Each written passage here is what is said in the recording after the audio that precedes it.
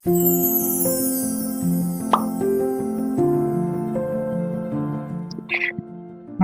adik-adik, siapa yang ingat tadi ya? Tadi Kak Foni tanya, 2 minggu yang lalu kita belajar tentang siapa ya yang mati? Siapa Kun? Stefanus. Nah, Stefanus mati ya, dilempari batu. Kenapa sih dia harus dilempari batu sampai mati? Bersaksi tentang Tuhan Yesus. Nah, kalau bersaksi tentang Tuhan Yesus sebetulnya bagus atau buruk? Bagus. Bagus ya, tapi kok Stefanus malah dilempari batu, adik-adik. Kalau kalian melihat orang yang dilempari batu, gimana perasaannya? Kasihan.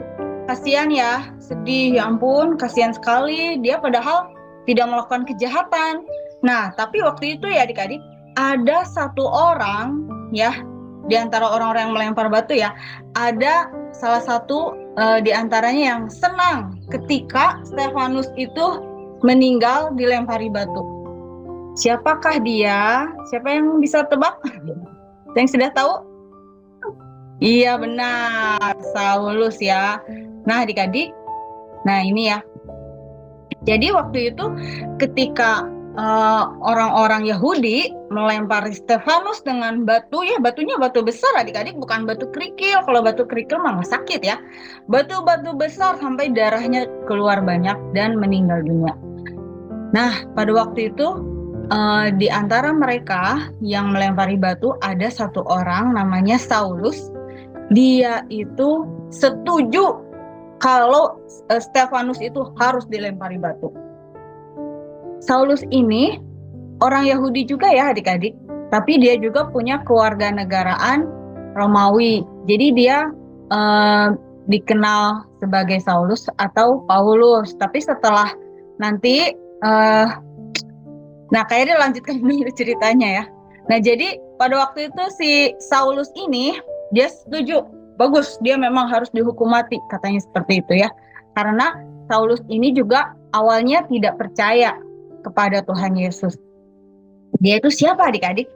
Nah, dia itu orang yang suka menangkap orang-orang percaya. Orang-orang percaya ditangkap dan disuruh untuk menyangkal Tuhan Yesus. Kalau orang-orang percaya itu nggak mau menyangkal Tuhan Yesus, mereka akan dipukul sampai ada yang dibunuh. Gimana rasanya ya kalau tiba-tiba ada orang seperti itu masuk rumah kita? Terus mereka bertanya, siapa di sini yang percaya Tuhan Yesus? Pasti kita juga ada rasa takut ya adik-adik. Nah itulah yang dilakukan oleh Saulus. Saulus itu dia merasa dia sudah berbakti kepada Allah dengan cara menangkap orang-orang percaya. Karena menurut Saulus, orang yang percaya kepada Tuhan Yesus itu bukan orang yang benar. Jadi Saulus menganggap dirinya sedang beribadah ketika dia menangkap orang-orang percaya, memukul mereka, bahkan sampai membunuh mereka. Nah, tapi ya adik-adik, meskipun orang-orang percaya pada waktu itu terancam nyawanya, karena si Saulus ini giat sekali dia mau menangkap orang-orang percaya. Menurut adik-adik, apakah orang-orang percaya pada waktu itu merasa takut? Dan ya udahlah, aku menyerah aja, aku nggak mau jadi pengikut Yesus lagi. Apakah ada yang seperti itu menurut kalian? Nggak ada. Nggak ada ya adik-adik. Jadi orang-orang yang percaya kepada Tuhan Yesus, ya, pada waktu itu menyebar, ya, dari Yerusalem menyebar ke daerah Yudea, ke daerah Samaria, tapi mereka tetap percaya kepada Tuhan Yesus. Sama seperti lagu yang tadi ya, mengikut Yesus keputusanku. Meskipun ada orang-orang yang mau menangkap, ada orang-orang yang mau masukin kita ke penjara ataupun mau membunuh kita, kita tetap percaya kepada Tuhan Yesus. Nah itu yang dipikirkan oleh mereka nih, orang-orang percaya. Tapi mereka tidak lagi diam di Yerusalem. Yang diam di Yerusalem itu hanya para rasul saja. Nah, sedangkan orang-orang percaya yang lain mereka menyebar kemana-mana, ya. Tapi meskipun demikian, adik-adik, orang-orang yang bertobat itu semakin banyak, orang-orang yang percaya kepada Tuhan Yesus itu semakin lama malah semakin banyak adik-adik. Nah, oleh sebab itu Saulus nih ya berusaha lebih giat lagi untuk membinasakan jemaat. Artinya apa? Orang-orang percaya mau ditangkapin, lebih semangat lagi sama dia ya. Dia lebih semangat lagi mau tangkepin orang-orang yang percaya, mau masukin ke penjara, pukul-pukul mereka sampai mereka itu menolak Tuhan Yesus. Ya. Tapi adik-adik, orang-orang percaya pada waktu itu semua mempunyai iman yang teguh. Menurut adik-adik kenapa ya mereka kok bisa punya iman teguh seperti itu? Karena mereka mengenal Tuhan, karena mereka percaya bahwa Yesus adalah juru selamat yang sudah mati di kayu salib dan bangkit pada hari yang keberapa? Ketiga ya. Jadi kalau Tuhan Yesus tidak bangkit, mungkin mereka nggak percaya kepada Tuhan Yesus ya. Kita juga tidak perlu percaya kepada Tuhan Yesus. Tapi karena Tuhan Yesus sudah bangkit pada hari yang ketiga, seperti yang dikatakan oleh kitab suci dan oleh Tuhan Yesus sendiri, nah kita bisa mempunyai iman yang teguh. Sama seperti orang-orang yang percaya pada waktu itu ya adik-adik. Nah jadi Saulus itu semakin giat ini ingin menangkap jemaat ya, orang-orang percaya. Bahkan Saulus pergi kepada imam besar. Untuk apa? Untuk meminta surat kuasa. Surat kuasa itu apa adik-adik? Surat supaya dia bisa diperbolehkan atau diizinkan untuk menangkap orang-orang yang percaya yang ada di kota lain. Nah pada waktu itu Saulus minta suratnya untuk ke kota Damsyik. Karena ternyata di kota Damsyik itu banyak yang sudah percaya adik-adik. Kan tadi saya diceritakan ya, dari Yerusalem orang-orang percaya itu menyebar kemana adik-adik? Kemana ya? Ada yang ingat?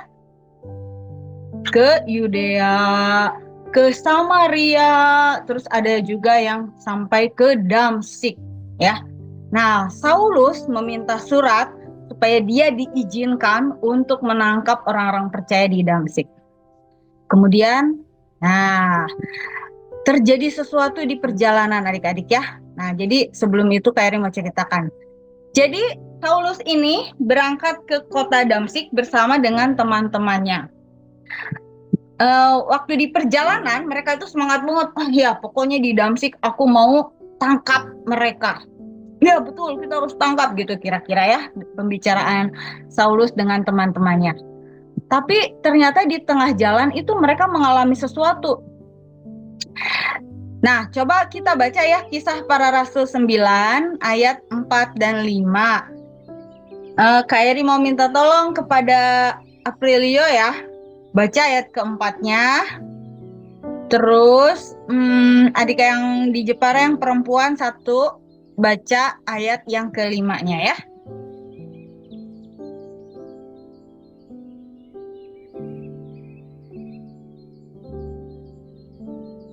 Dibuka dulu mic-nya.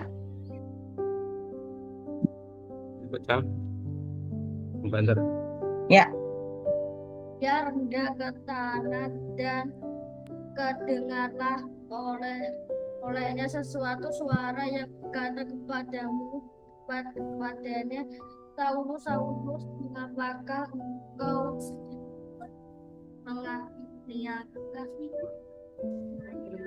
menganiaya orang aku? Ayat 5-nya.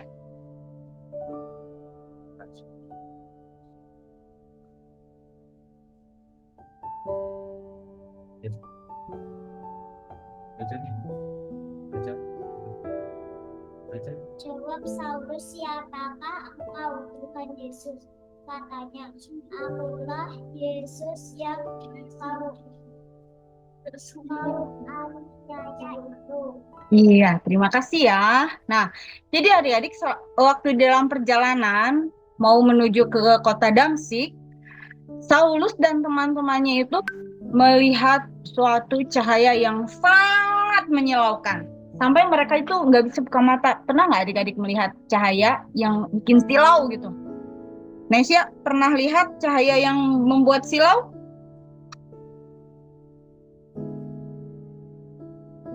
Misalnya cahaya ini nih, kalau di foto ada blitznya, wah biasanya bisa bikin silau ya. Tapi kalau cahaya blitz itu kecil ya. Nah ini cahayanya dari langit adik-adik, membuat Saulus dan teman-temannya semua, jadi semua menutup mata dan kesilauan gitu ya. Nah, Saulus pada waktu itu rebah ke tanah dan terdengar suatu suara. Suaranya bilang seperti ini, Saulus, Saulus, mengapakah engkau menganiaya aku? Katanya, hah? Siapa yang menganiaya dia? Nah, terus jawab Saulus, siapakah engkau? Tuhan? Nah, terus kata suara itu dia bilang lagi nih, akulah Yesus yang kau aniaya itu. Nah, adik-adik, Kairi mau tanya, Saulus itu dia suka menangkap siapa ya? Apakah dia menangkap Tuhan Yesus? Orang-orang yang percaya kepada Tuhan Yesus. Iya, dia menangkap orang-orang percaya, ya kan? Dia bukan menangkap Tuhan Yesus kan? Tetapi kenapa ya? Tuhan Yesus mengatakan bahwa yang dianiaya adalah Tuhan Yesus sendiri.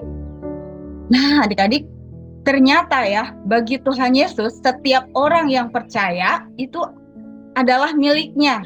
Jadi, ketika orang-orang percaya itu menderita, Tuhan Yesus juga merasakan penderitaan orang-orang percaya. Sama seperti misalnya adik-adik di Jepara mengalami kesedihan, Tuhan Yesus juga merasakan kesedihan itu. Terus misalnya Queen atau Nesya atau Giselle mengalami penganiayaan seperti yang dialami oleh orang percaya pada waktu itu. Nah, sebetulnya yang menderita adalah Tuhan Yesus. Jadi Tuhan Yesus itu lagi mengatakan seperti ini ke Saulus, bahwa setiap kali Saulus menganiaya orang-orang percaya, artinya Saulus sudah menganiaya Tuhan Yesus. Nah, tapi ternyata Tuhan Yesus itu baik kepada Saulus ya. Padahal Saulus itu sudah berbuat jahat ya kepada orang-orang percaya. Tapi ternyata Tuhan Yesus punya rencana buat hidup Saulus. Padahal Saulus itu orang yang jahat ya bagi orang percaya. Tapi Tuhan mempunyai rencana yang luar biasa. Rencananya apa? Ada di ayat 6 ya, Kak Eri akan bacakan ya. Tetapi bangunlah dan berdirilah pergilah ke dalam kota Damsik ya. Di sana akan dikatakan kepadamu apa yang harus kau perbuat. Nah, jadi Tuhan tahu apa yang akan terjadi dengan hidupnya Saulus, dan Tuhan mau memakai hidup Saulus. Tuhan punya rencana untuk Saulus, sama seperti Tuhan punya rencana buat Queen, Giselle, Nesya, buat adik-adik di Jepara juga. Tuhan punya rencana ya. Jadi sekalipun sekarang mungkin kalian lihatnya, wah ini Saulus mah orangnya jahat, dia nggak mungkin deh bisa bertobat. Ternyata Tuhan punya rencana yang indah. Rencana apa ya? Kita akan lanjutkan ya adik-adik. Nah, Saulus dan teman-temannya, mereka mendengar suara itu, tapi mereka tidak bisa melihat apa-apa. Nah, setelah bangun, ternyata Saulus tidak bisa melihat adik-adik. Saulus buta, tapi teman-temannya tidak buta. Saulus itu ketika melihat cahaya, matanya menjadi silau kan. Tadi matanya kesilauan, tapi Saulus setelah dia buka matanya lagi, cahayanya tidak ada, tapi Saulus tidak bisa melihat apa-apa. Saulus jadi buta, sementara teman-temannya enggak. Nah, akhirnya tadi kan suaranya menyuruh Saulus untuk masuk ke dalam kota. Kota apa adik-adik? Damsik. Benar, kota Damsik. Nah, jadi karena Saulus itu tidak bisa melihat, teman-temannya menuntun dia masuk ke kota Damsik. Nah, adik-adik, Saulus itu tidak bisa melihat selama 3 hari. Tidak bisa melihat. Terus 3 hari juga dia tidak makan, dia tidak minum, ya. Nah, Sementara itu ya adik-adik, di Damsyik ini ada seorang murid Tuhan yang bernama Ananias. Nah, Ananias ini dia melihat suatu penglihatan ya. Ada suara berbicara kepada dia. Ternyata Tuhan yang berbicara. Tuhan bilang seperti ini. Ananias, katanya. Terus jawab Ananias gini. Ini aku Tuhan. Nah, Ananias tahu yang memanggil dia itu Tuhan ya. Ini aku Tuhan. Nah, terus firman Tuhan berbicara lagi kepada dia. Mari, pergilah ke jalan yang bernama Jalan Lurus. Dan carilah di rumah Yudas seorang dari Tarsus yang bernama Saulus. Ia sekarang berdoa. Nah, ternyata si Saulus ini ya, tadi kan dia buta ya. Dia dituntun oleh teman-temannya masuk ke kota Damsyik dan tinggal di rumahnya Yudas. Tapi bukan Yudas Iskariot ya adik-adik, ini Yudas yang lain. Nah, dia tinggal di rumah Yudas, tapi dia puasa di sana, dia tidak makan, dia tidak minum ya. Nah, hal ini diberitahukan oleh Tuhan kepada Ananias. Kenapa Tuhan memberitahukan kepada Ananias ya? Nah, kita baca di ayat 12 ya. Apakah Queen bisa bacakan buat Kak Eri? Buat kita semua, Kisah Rasul pasal 9 ayat 12. Mau, Kak.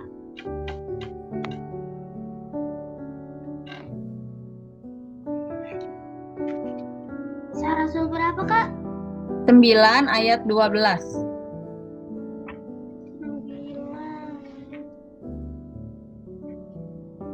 ayat 12. Bentar, Kak. Kisah para Rasul 9 ayat 12. Dan dalam suatu penglihatan ia melihat bahwa seseorang yang bernama Ananias masuk ke dalam dan menumpangkan tangannya ke atasnya supaya ia dapat melihat lagi. Ya, Tuhan Yesus memberitahu Ananias bahwa Saulus itu sedang berdoa. Terus dalam doanya, Saulus mendapat penglihatan bahwa nanti ada orang yang namanya Ananias akan masuk ke rumah itu dan menumpangkan tangan ke atas dia supaya dia bisa melihat lagi. Nah, adik-adik, Ananias ini tahu siapa itu Saulus. Karena dia sering dengar dari orang-orang, Saulus itu orang yang jahat.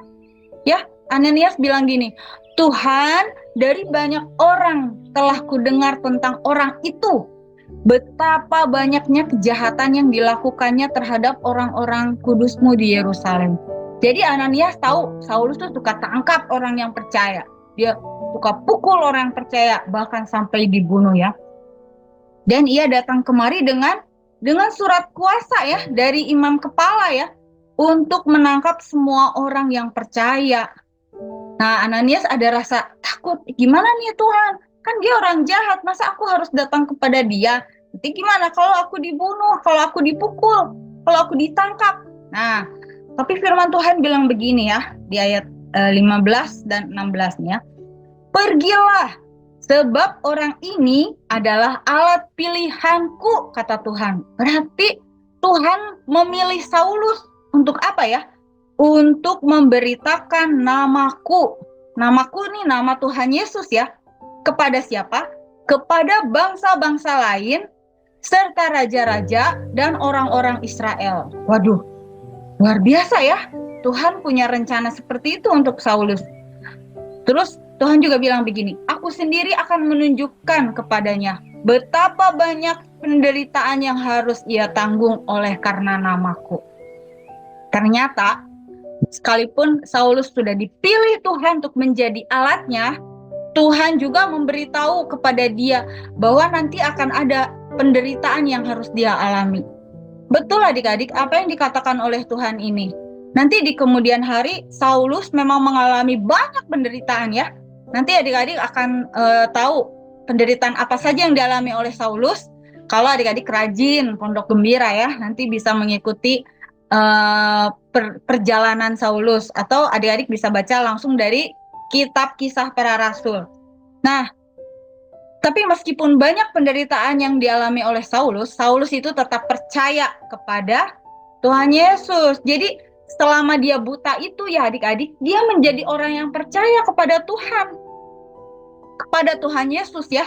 Nah, kemudian Ananias ini yang tadinya dia ragu-ragu, aduh aku harus datang nggak ya kepada Saulus, kan Saulus jahat. Nah, tapi karena Tuhan Yesus itu sudah menyuruh dia, maka dia pun pergi adik-adik ya. Dia pun pergi untuk menemui Saulus. Ananias benar-benar melihat di rumahnya Yudas ada Saulus yang matanya buta. Terus Ananias bilang begini adik-adik, coba kita baca sama-sama ya. Ya adik-adik yang Jepara senyum-senyum terus kenapa? Ada yang lucu? Nih ya, kita baca ayat 17 ya. Lalu pergilah Ananias ke situ dan masuk ke rumah itu, ke rumah Yudas ya.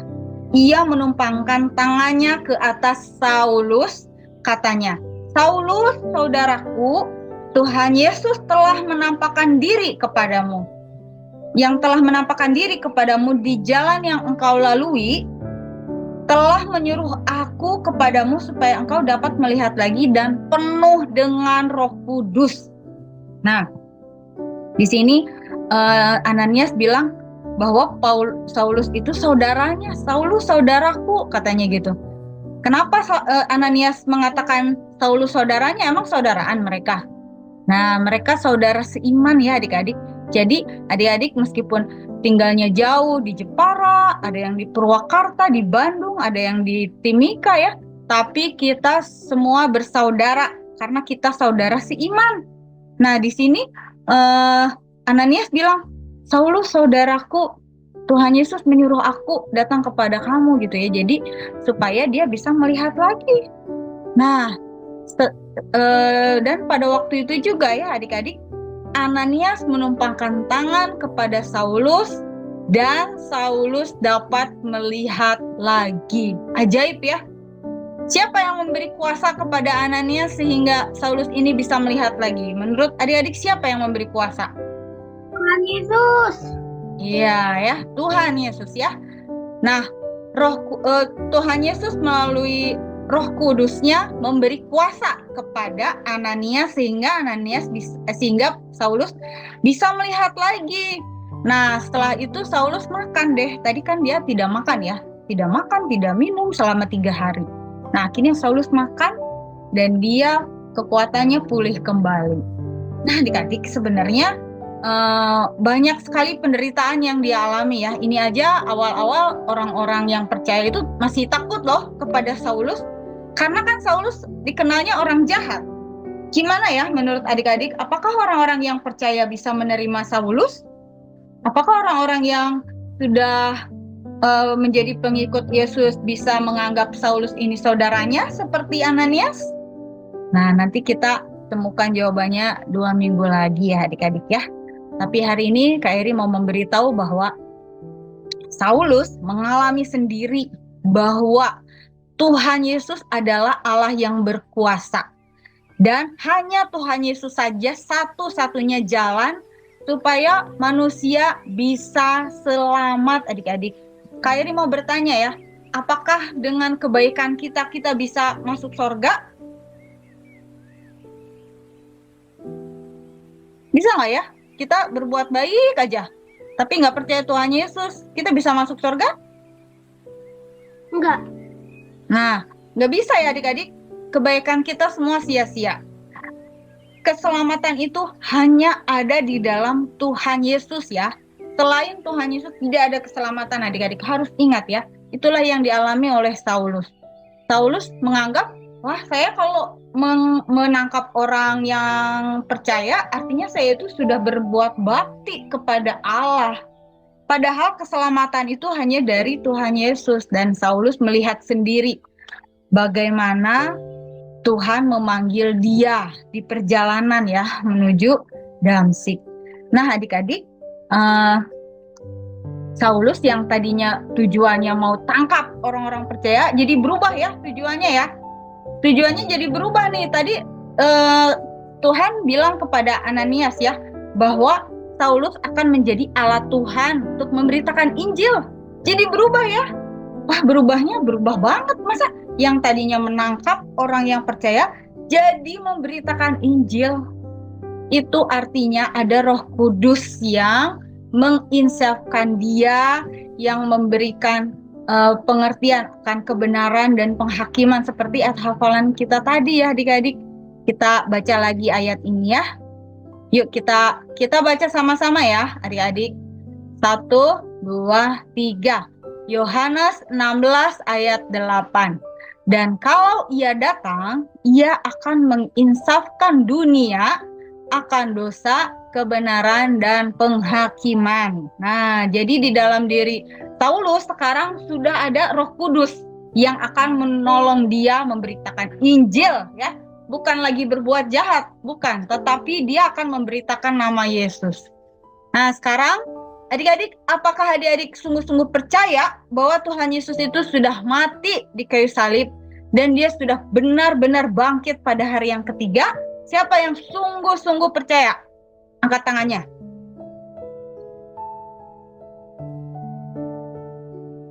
Nesya, sudah percaya kepada Tuhan Yesus yang sudah mati di kayu salib dan bangkit?